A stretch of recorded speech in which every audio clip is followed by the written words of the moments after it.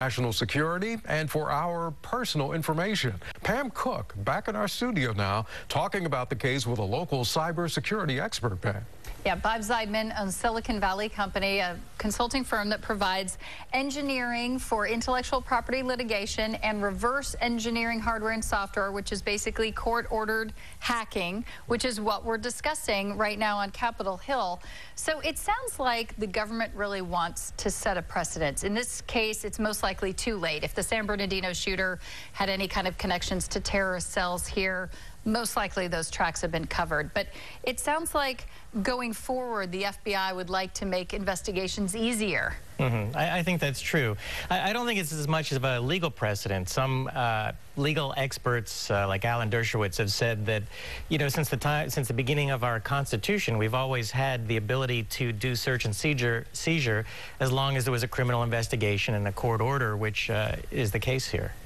And you worked for Apple, so why is Apple fighting this? I mean, Apple, Google, Facebook, they're teaming up together. They're kind of making this seem like it's the government versus the little guy, and they're hardly the little guy. Why are they taking this on right now? So my belief is that they're getting a lot of attention about privacy. We saw just a minute ago that the German government is investigating Facebook about privacy. You know, other countries, European countries, countries outside the U.S. don't have the kind of protections that we do, actually. And, you know, so they're looking pretty bad. They're collecting all this information on us. People are getting upset. And in my opinion, Apple is trying to divert attention and saying, look, we're protecting you from the government. All the while, they're collecting this information and using it. I think they chose the wrong case. I don't want the government collecting information about us, but this isn't the case. I think Apple, there's a good chance they'll lose this case. And then when the government does say, we want to gather everybody's information, you know, Apple will already be on the wrong side, on the losing side, and the government will have a stronger position when they want to do something. I don't think this comes even close to a privacy invasion. Okay, interesting. And you do this for a living.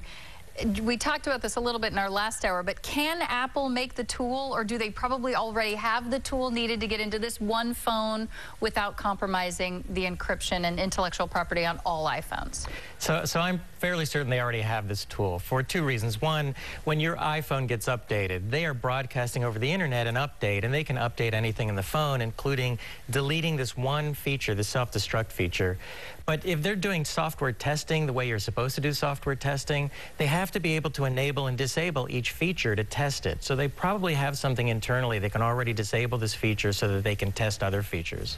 Okay, very interesting. And just to kind of cap it off, I mean, you're in this business, but I would imagine you feel that Apple should cooperate with the FBI in this case. I do. If the government were overreaching, again, if the government were saying we want to examine all iPhones, I'd be dead set against it. But this is one case. Apple can do it easily, and then never do it again. Okay. Bob Zeidman, thank you so much, of Zeidman Consulting, Silicon Valley. Thank you for that insight. Thank you for having me. Dave? All right, Pam and Bob, very interesting. Thank you. Time is 8:49. Let's go to Sal, check our commute. Everybody behave.